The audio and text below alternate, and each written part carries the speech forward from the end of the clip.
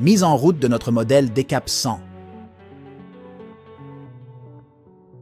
Commencez par contrôler le niveau d'huile de votre compresseur. Si nécessaire, faites l'appoint avant de poursuivre. Branchez le tuyau de 10 mètres entre votre compresseur et votre traitement d'air. Puis, le tuyau de 2 mètres entre le traitement d'air et votre aérogommeuse.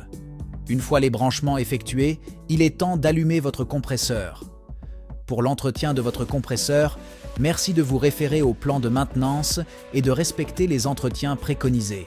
Le port d'équipements de protection individuelle est indispensable lorsque vous utilisez une aérogommeuse. Nous vous préconisons un masque de type 3M pour les chantiers occasionnels et les casques Z-Link ou Casco, adaptés à l'aérogommage plus intensif.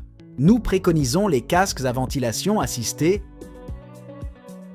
Le port de gants est indispensable et une combinaison complète est conseillée. Nous recommandons également de vous équiper de protections auditives. Dans un premier temps, branchez votre tuyau d'air à l'entrée de votre aérogommeuse, puis branchez votre faisceau en bas de l'aérogommeuse en veillant à bien lever le cran de sûreté, puis en branchant les 2 raccords. Ensuite, allumez votre compresseur, votre manomètre d'entrée monte en pression. Vous pouvez voir vos 3 manomètres de contrôle. Celui de gauche correspond à la pression de votre compresseur. Celui du milieu représente la pression de sortie.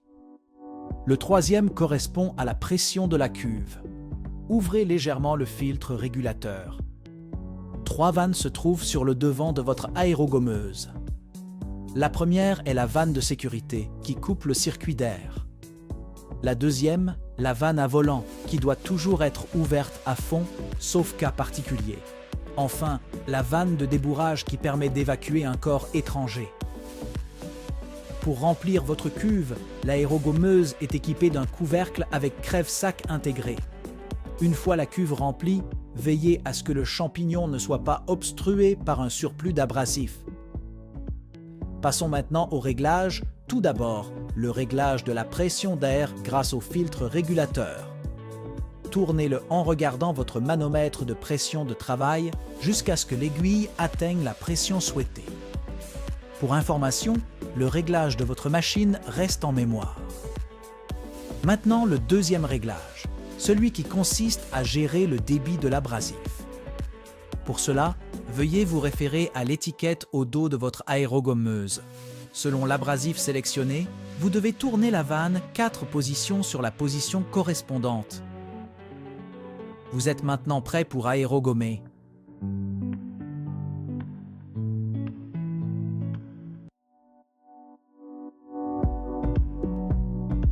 À la fin de chaque journée, il est important de procéder à la vidange de votre cuve pour ne pas risquer le colmatage de l'abrasif. Pour cela, actionnez la lance ou le pistolet en fermant la vanne verte en dessous de votre aérogommeuse pour ne pas la gripper. Ensuite, desserrez le collier pour l'enlever.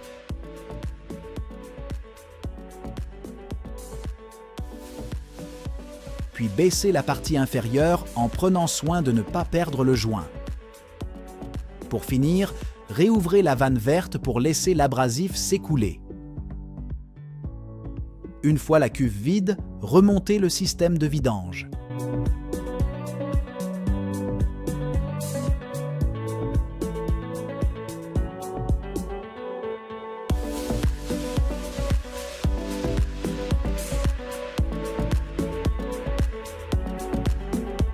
N'oubliez pas de nettoyer le petit filtre tamis qui se trouve sur le côté de votre aérogommeuse en le soufflant à l'aide de la soufflette.